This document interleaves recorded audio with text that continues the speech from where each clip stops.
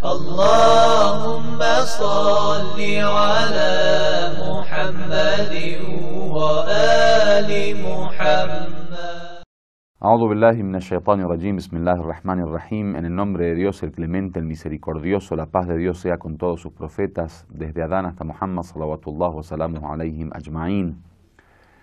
Venimos hablando acerca del milagro. En la última clase estuvimos planteando la importancia que tiene el milagro, estuvimos hablando de la revelación, estuvimos hablando de la profecía, del profetado, de la necesidad que tienen los profetas de hacer algo diferente, algo fuera de lo común, extraordinario, para que la gente encuentre esa credibilidad, porque dijimos que Dios revela su mensaje solo a algunas personas, entonces la otra parte de la humanidad se queda privada de ese conocimiento directo de Dios, digamos, de la palabra de Dios, del mensaje de Dios. Por lo tanto necesitan tener una forma de poder creer sobre el mensaje y la misión profética, creer que el profeta es enviado de Dios, que es un mensajero de Dios, para de alguna manera confiar en su palabra y confiar que la palabra del profeta es revelación de Dios. Hoy vamos a hablar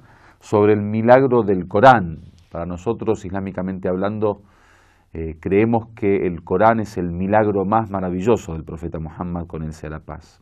Si bien el profeta tuvo muchos milagros durante su vida, el Corán es el más importante justamente porque es el milagro eterno del profeta, es el milagro, digamos, que permanece generación tras generación hasta el día del juicio, o hasta el fin del mundo, digamos. Nosotros consideramos que racionalmente hablando, el ser humano entiende la necesidad de los milagros, y si vamos a los testimonios históricos, a los libros que hablan de la historia de los profetas, especialmente los mensajeros de Dios, vemos que durante toda la historia de la profecía existieron muchísimos milagros, especialmente en estos profetas que cumplieron un rol, digamos, importante en la guía de la humanidad. El caso de Noé, por ejemplo, y los milagros de Noé, el caso de Jesús. En las escrituras sagradas, tanto de los judíos como de los cristianos, de los musulmanes, aparecen los milagros de Jesús. Aparece que curaba al enfermo de lepra de nacimiento, al ciego de nacimiento, curaba al enfermo con sus manos, resucitaba al muerto, en fin, existen muchos milagros que el Corán habla. Sobre el profeta Abraham, por ejemplo, se habla cuando lo tiraron al fuego, que el fuego se transformó en un gran jardín, o se transformó en frescura. Moisés y el famoso milagro del mar, cuando Dios abrió a través de este método milagroso el mar para Moisés. Del mismo modo Jesús también, y la historia de la mesa servida que cuenta el Corán. Y muchos otros milagros que aparecen tanto en las escrituras sagradas como en los libros de historia. Y es algo conocido en la historia de la humanidad, en la cultura humana, el hecho de que algunos hombres tuvieron en algunos momentos poderes extraordinarios para poder hacer cosas que los demás hombres no podían hacer. Eso con respecto al milagro de los profetas. Ahora, hay una diferencia fundamental entre los milagros de los profetas y el milagro del Corán, o el Corán como milagro.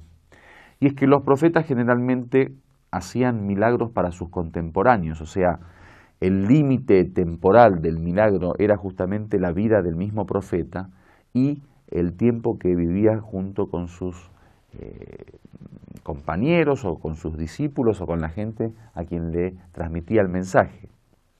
Sin embargo, el milagro del Corán y la particularidad que tiene, la característica que tiene, es que es un milagro eterno. Es decir, que fue milagro en la época en donde el profeta, digamos, cumplía con su misión, como sigue siendo un milagro hoy día. Por eso en el desafío que aparece, y después lo vamos a decir quizá con más detalles, en el desafío que aparece en el Corán, se habla que en cualquier época, cualquier persona que pueda escribir algo como el Corán, estaría de alguna manera desafiando este milagro divino, este milagro del profeta Muhammad, con él sea la paz. Es decir, que la diferencia entre los milagros normales y el milagro del Corán es que los milagros normales fueron establecidos para un tiempo determinado, para una sociedad determinada, en un momento determinado. Y el desafío que hacía el profeta a los hombres, porque habíamos dicho ayer, en la última clase, que una de las condiciones del milagro es que el profeta, además de pretender, digamos, que ese milagro sea esta carta de credibilidad ante la gente, también solía defender, digamos, su postura desafiando a la gente, o sea, diciéndole, bueno, si ustedes no creen, entonces vengan y hagan algo similar a esto, o algo como lo que yo hice, por ejemplo. Que obviamente siempre el desafío en la respuesta era que nadie podía hacer lo que hacía el profeta, por eso se llama, de hecho, milagro. En cuanto al Corán, tanto el milagro como milagro, el tiempo del milagro es eterno, o por lo menos queda hasta el fin de los tiempos. En segundo lugar, el Corán desafía, o el profeta desafía a través del Corán a las generaciones venideras también, o sea, es un milagro que permanece a futuro también desafiando a la gente. Es decir, hoy en día también el profeta sigue desafiando a través del Corán a aquellos que no creen en el mensaje del Corán, entonces que diga, bueno, ustedes vengan y hagan un libro como el Corán. ¿A qué se debe que el milagro del Corán es eterno? Bueno, se debe primero al estatus de sello de las revelaciones del Corán y el estatus de sello de la profecía del profeta. ¿Qué significa? Que como es la última religión revelada, el Corán es el último mensaje revelado y el profeta el último enviado de Dios como mensajero y guía para la humanidad, es obvio que si su milagro fuera momentáneo, entonces sería limitado en un tiempo determinado para un grupo de personas, mientras que el Corán supuestamente pretende ser la guía para los hombres hasta el fin de los tiempos, por lo cual hay una necesidad de que el desafío y que el milagro permanezca en los tiempos, porque justamente es el último milagro y es la última revelación. Sobre esto dice el Corán: Ma kana Muhammadun aba ahadin min rijalikum. Dice Muhammad, el profeta Muhammad, no era el padre de ninguno de sus hombres, walakin Rasul Allah, sino que era el enviado de Dios, el mensajero de Dios, wa khataman nabiyyin, y el sello de los profetas. Wa kana Allahu bikulli shay'in alima. Dios lo sabe todo. Quiere decir que el profeta, como sello de los profetas, como último profeta, y que después de él no habrá profeta, sí o sí su milagro tiene que permanecer en el tiempo.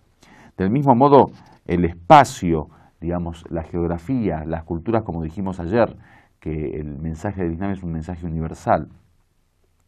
Dice el mismo Corán: وَمَا أَرْسَلْنَاكَ إِلَّا كَافَّةً لِلنَّاسِ بَشِيرًا وَنَذِيرًا. Dice, no te hemos enviado más que para toda la gente, para toda la humanidad, como un albriciador y alguien que de alguna manera aconseja y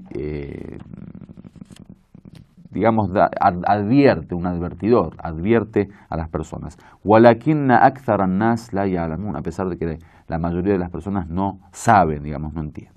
Entonces, el profeta fue enviado para toda la humanidad y fue enviado para todos los tiempos. Por lo tanto, la causa de que el milagro coránico, el milagro del Corán, es eterna es justamente para que pueda permanecer y ser la continuidad de ese momento histórico que fue la vida del profeta y la revelación que en su momento sirvió como milagro. Por ejemplo, el mismo Corán habla, dice: وَإِذَا تُتْلَى عَلَيْهِمْ آيَاتُنَا قَالُوا قَدْ سَمِعْنَا لَوْ نَشَاءُ لَقُلْنَا مِثْلَ هَذَا إِنَّ هَذَا إِلَّا أَسَاطِيرُ الْأَوَّلِينَ. Sobre la forma en que el Corán desafía. Ahora vamos a hablar en la próxima clase porque ya no hay más tiempo en esta lección. Vamos a hablar de que este desafío permanece en el tiempo y la forma en que se desarrolla en cantidad. Digamos que primero el Corán dice, bueno, si quieren escribir una aleya, o digamos algo como el Corán, o menos aleyas o más aleyas, ahora lo vamos a hablar. Walhamdulillahi Rabbil Alamin.